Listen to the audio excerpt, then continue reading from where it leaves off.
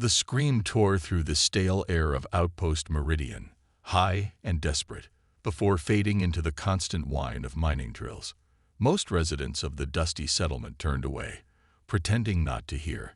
On Helios 7, survival meant minding your own business, especially when Commander Krell's enforcers were involved. Elias Vero froze, hydrospanner suspended mid-twist as the cry echoed again. 3 standard months stranded on this forsaken moon had taught him the rules. Keep your head down, save enough credits for passage off-world, and never, ever, interfere with local politics. Yet something in that voice resonated deeper than caution. "Damn it," he muttered, setting down his tools beside the salvaged navigational array. His ship wasn't going anywhere soon anyway. Elias wiped grimy hands on worn cargo pants and retrieved his old plasma rifle from beneath a tarp. The weapon had seen him through 8 years of freelance trading in the Outer Rim territories, most of it legal, some of it not. He wasn't a hero, just a human trying to survive in a galaxy that had forgotten this backwater moon existed. The detention center squatted at the edge of the settlement, a utilitarian block of gray duraplast, marked by Krell's insignia, a stylized fist clutching the moon. As Elias approached, another scream confirmed his suspicions. The voice belonged to an Azurian, the indigenous species of Helios 7, recognizable by their distinctive lilting accent even in agony. "You'll give us the names, Talia," a cold voice threatened from within. "Every member of your little resistance, or we continue." Elias pressed against the building's exterior, mind racing. The Azurians had inhabited this moon for millennia before the mining consortium arrived, claiming their ancestral lands through obscure legal loopholes. Now they labored in their own sacred mountains for pitiful wages while their culture crumbled. "Not your fight," he told himself, yet his fingers tightened around the rifle. Through a narrow window, he glimpsed her, an Azurian woman suspended by energy restraints. Her copper-toned skin was marred by burn marks, her face proud despite the pain. 3 enforcers surrounded her, backs to the window. "I know nothing," she gasped, her voice hoarse but defiant. 2 arms hung limply from energy cuffs, her legs trembling with exhaustion. Elias noted the building's antiquated security panel, the same model his crew had once bypassed on a smuggling run to Cygnus IV. Old habits surfaced as he assessed the situation. 2 guards at the front entrance, likely more inside, and security cameras positioned at predictable intervals. He hadn't survived this long by being reckless. Then again, he hadn't survived just to watch others suffer. With practiced movements, Elias removed a multi-tool from his belt and approached the auxiliary power junction. Minutes later, alarms blared as emergency protocols engaged. The guards rushed to check the presumed malfunction, and Elias slipped inside through the service entrance. The corridors echoed with confused shouts. Following the sounds of struggle, he found the interrogation chamber. Without hesitation, he fired 2 stun blasts, dropping the enforcers before they could draw weapons. The Azurian woman, Talia, stared at him with eyes the color of burnished gold, disbelief evident in her expression. "You're human," she whispered as he deactivated her restraints. "Last I checked," Elias replied, catching her as her legs buckled. "Can you walk?" Her fingers gripped his forearm, steady despite her ordeal. "Yes. But why would you help me?" Elias heard boots pounding down the corridor. Questions later. Right now, we run. As they fled into the labyrinthine back alleys of the settlement, Elias realized he'd just made himself an enemy of the most powerful man on Helios 7.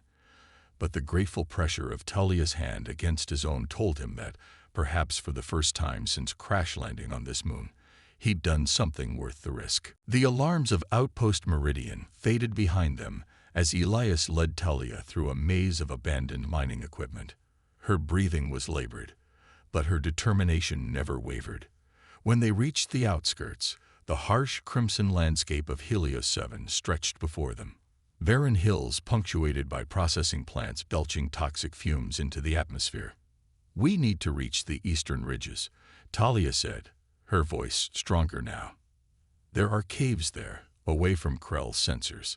Elias nodded, checking his rifle's charge.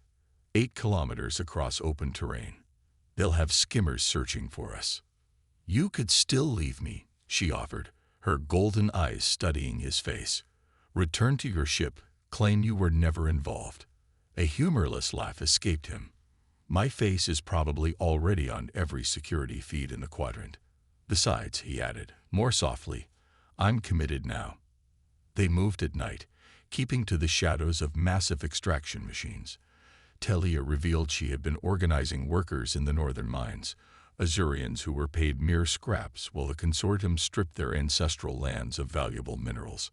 Our protests were peaceful, she explained as they paused to rest in the hollow of a dried river, until Krell ordered his enforcers to open fire. 17 dead, including children. Elias passed her his water canteen. And still you fought. What choice did we have? Her fingers brushed his as she accepted the water. This moon sustained my people for generations. Now we watch it die while off-worlders profit. Dawn brought the distant whine of patrol skimmers. They pressed themselves into a narrow crevice as 3 vehicles passed overhead, searchlights sweeping the terrain. They're using thermal scanners, Elias muttered. These rocks won't hide us for long. Talia's expression turned resolute. There's another way. She pointed toward a massive processing plant half a kilometer distant. The waste channels run underground for kilometers. The heat signatures from the machinery will mask our presence. And the toxic gases? She reached into her tattered clothing and produced a small device. Filtration module. It's how our miners survive the worst tunnels. We'll have to share. They sprinted across open ground, the sound of skimmers growing louder.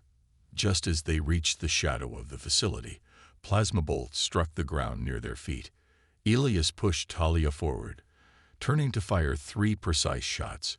One of the pursuers tumbled from his skimmer in a smoking heap. The waste channel was a nightmare of scalding steam and caustic fumes. They pressed the small filtration device between them, faces close enough to share each filtered breath. Elias felt Talia's heartbeat against his chest as they navigated the narrow tunnel, the intimacy of survival binding them closer than words. Hours later, they emerged into the fading daylight near the eastern ridges. Exhausted, they collapsed in the shelter of a rock outcropping. Without thinking, Elias reached out to wipe a smear of dirt from Talia's cheek. She caught his hand, holding it against her face for a moment. You're unlike any human I've encountered, she whispered. Don't judge my species by the worst of us, he replied. Her lips curved slightly. I'm beginning not to. As night fell, they made their way to a concealed cave entrance. Inside, the air was cool and surprisingly fresh. Talia explained that these caverns connected to an ancient Azurian temple complex, now abandoned. We'll be safe here, she said. At least for tonight. In the soft glow of Elias's emergency light, they tended each other's wounds, his shoulder grazed by a plasma bolt, her back marked by the interrogator's tools. Their hands lingered longer than necessary, the barriers between rescuer and rescued beginning to blur into something neither had anticipated. Why did you really help me? Talia asked as they settled against the cave wall, sharing Elias's thermal blanket. He was silent for a long moment. Because when I heard you screaming, I remembered who I wanted to be before the galaxy taught me to look away. She leaned her head against his shoulder, and for the first time since his crash landing on Helios 7, Elias felt something like peace. The cave system stretched deeper than Elias had imagined, a labyrinth of tunnels adorned with luminescent fungi that cast everything in a soft blue glow. Talia moved with certainty, explaining that these paths had been sacred to her people before the mining operations drove them from their ancestral grounds. These markings, she said, tracing intricate symbols etched into the stone walls, tell the history of Helios 7. Before humans, before the consortium, there were just the Azurians and the moons. Elias studied the carvings, recognizing the artistic skill they represented. Your people built all this. How long ago? Thousands of years, she replied. We were spacefaring when humans were still discovering fire. There was no malice in her voice, only a gentle sadness. They made camp in a chamber where a small underground spring provided fresh water.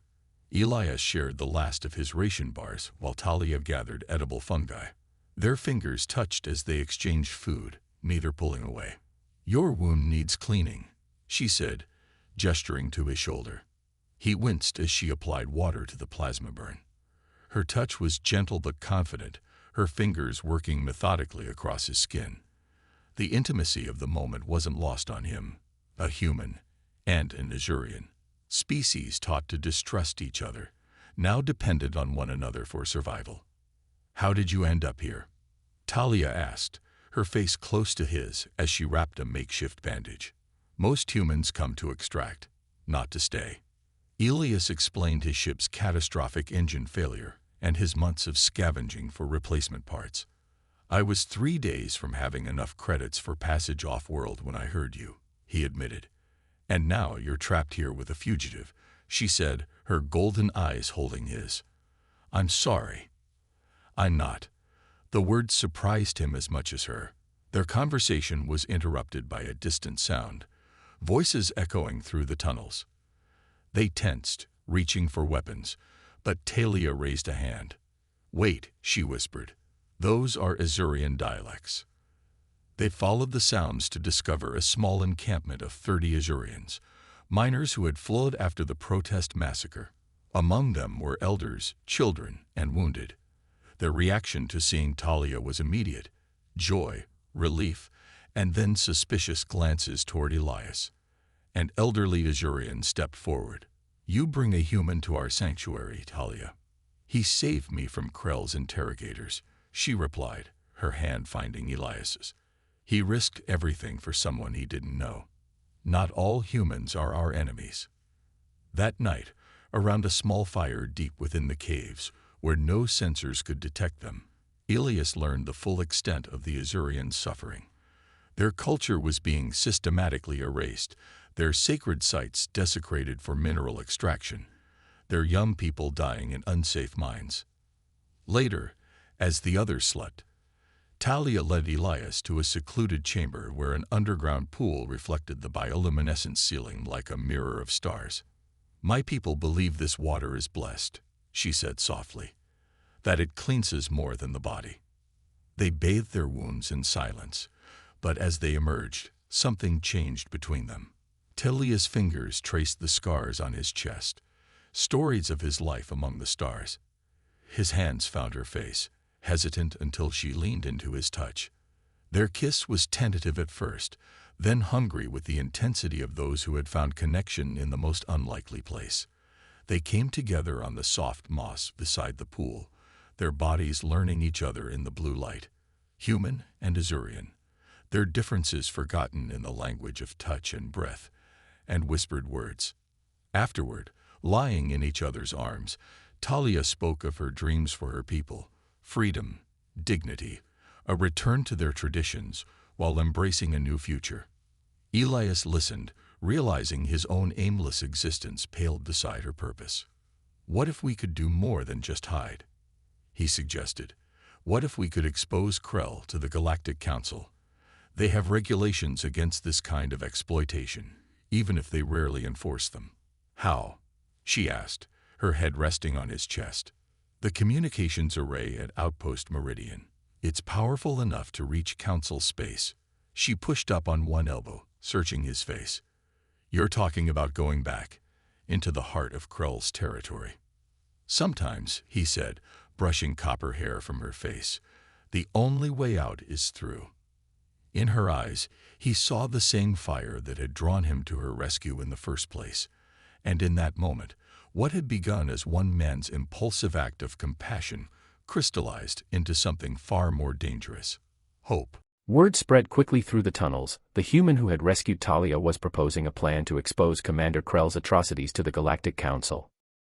Most were skeptical, but curiosity brought them to the central chamber where Elias had rigged a makeshift projector from salvaged parts. The communications array isn't just for local transmissions, he explained, displaying the facility's schematics he'd memorized during his salvage work. It can pierce the interference belt surrounding this system. If we can transmit evidence of what's happening here, the labor violations, the violence, the environmental destruction, we might force an intervention. An Azurian miner named Jorith stepped forward. The Council has ignored our petitions for years. Why would they listen now? Because we'll make it impossible to ignore, Talia replied, standing shoulder to shoulder with Elias. We have documentation, work records showing illegal hours, medical data on respiratory diseases from unsafe conditions, footage of the massacre. Over the next week, their plan took shape. Scouts mapped patrol routes while others gathered supplies. Some remained doubtful, but Talia's unwavering belief in Elias swayed many. Each night, she and Elias retreated to their private sanctuary by the underground pool, their bond deepening with every shared whisper and touch. If this works, she murmured against his skin one night, what happens afterward? Will you still want to leave Helios? 7. Elias traced the contours of her face in the dim light. I've spent my life running to the next horizon. But now. He hesitated. Now I'm finding reasons to stay.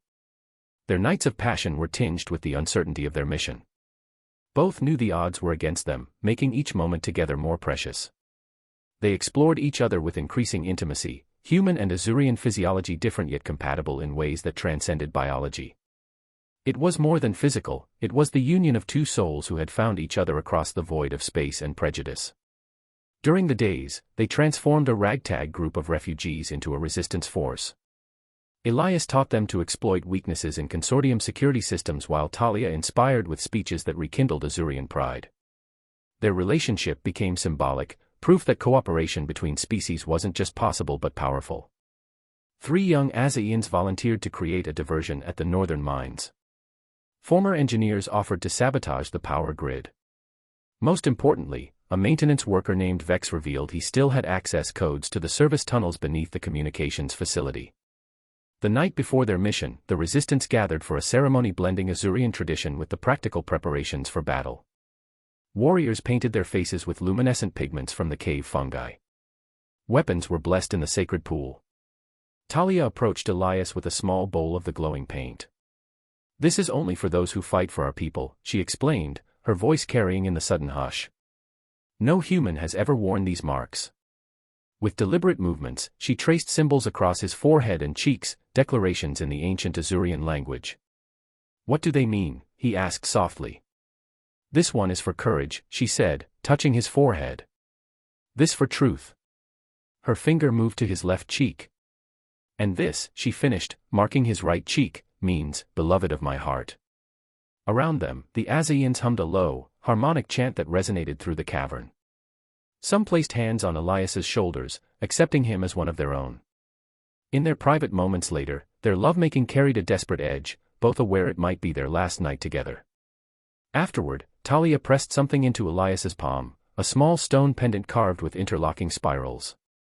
My mother gave this to me before she died in the mines, she whispered. It represents eternal connection. No matter what happens tomorrow, a part of me will always be with you. Elias closed his fingers around the pendant, feeling the weight of trust she'd placed in him. We're going to succeed, he promised. And afterward, we'll build something new, not just for your people or mine, but for us. As dawn approached, they gathered their weapons and supplies. The resistance, 42 Azaians and 1 human, moved through the tunnels toward Outpost Meridian, united in purpose. The galaxy that had taught them to be enemies was about to witness what they could accomplish as allies. And at the center of it all moved Talia and Elias, their hands frequently finding each other in the darkness, each touch a silent promise, whatever came next, they would face it together. The diversion began at precisely 300 hours. A series of explosions at the northern mining complex that drew Krell's forces away from Outpost Meridian. Elias led the first team through maintenance tunnels, disabling security nodes with practiced precision. Talia commanded the second group, ensuring their escape route remained clear.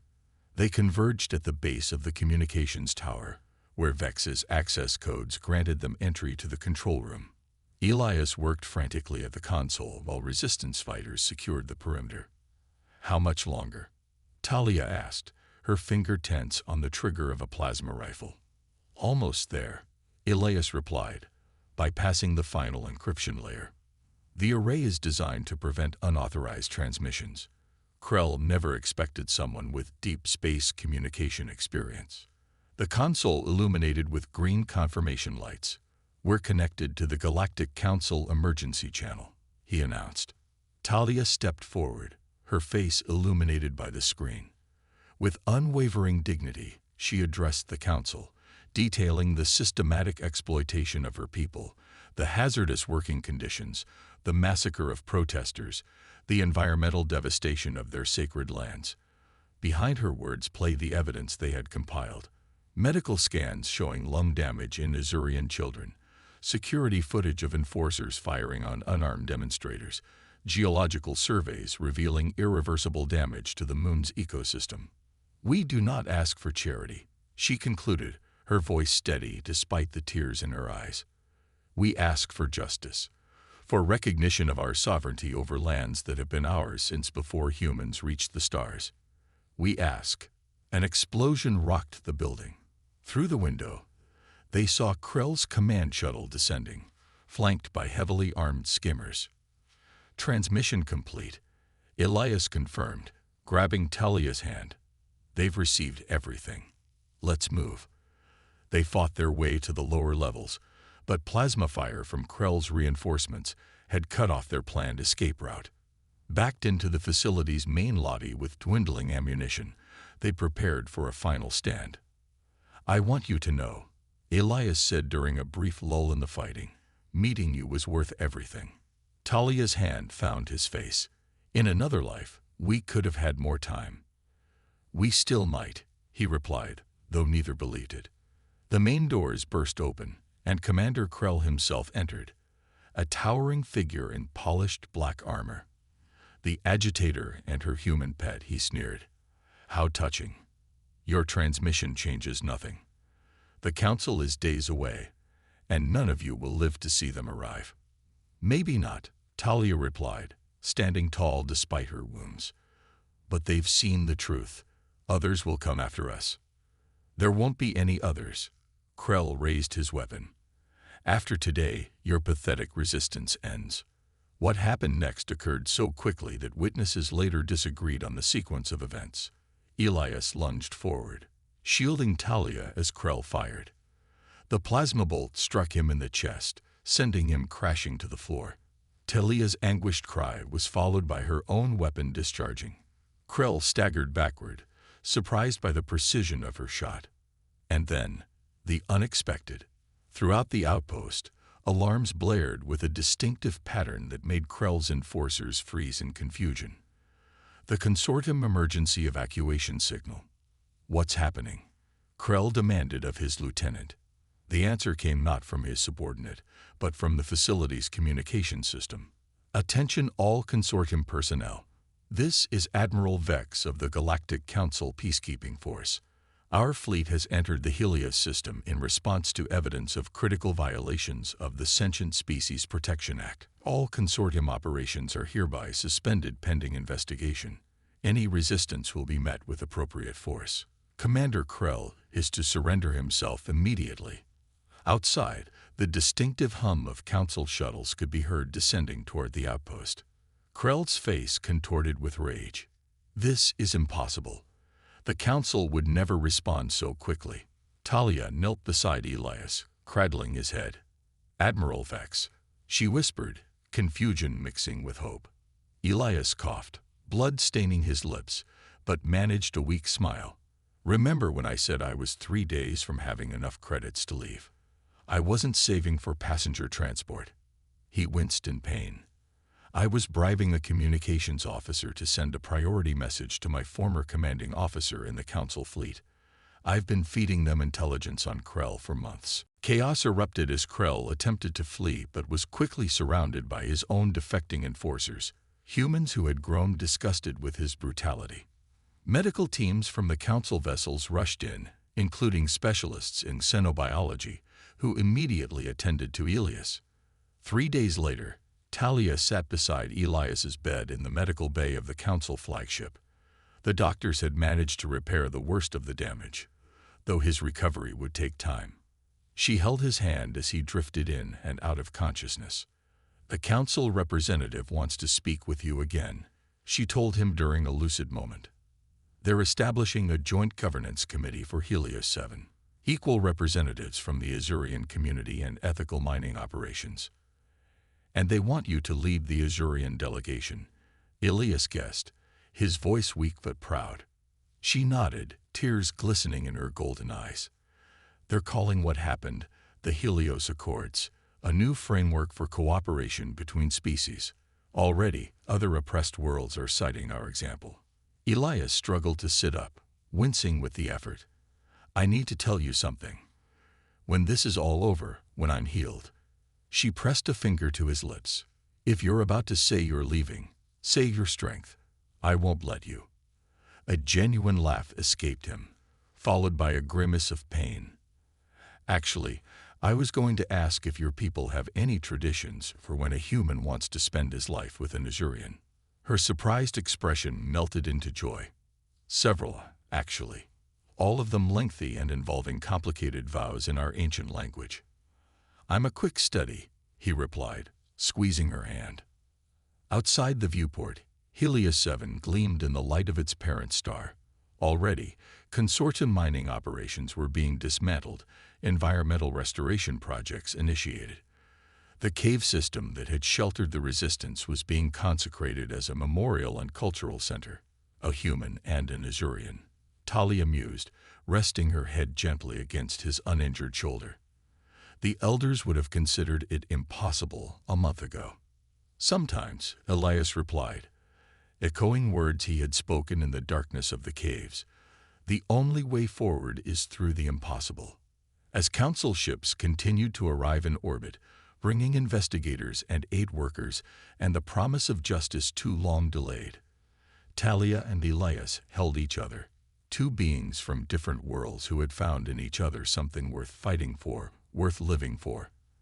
Their unlikely union had sparked a rebellion, but more importantly, it had kindled hope for a future where the barriers between species could fall away, one compassionate act at a time.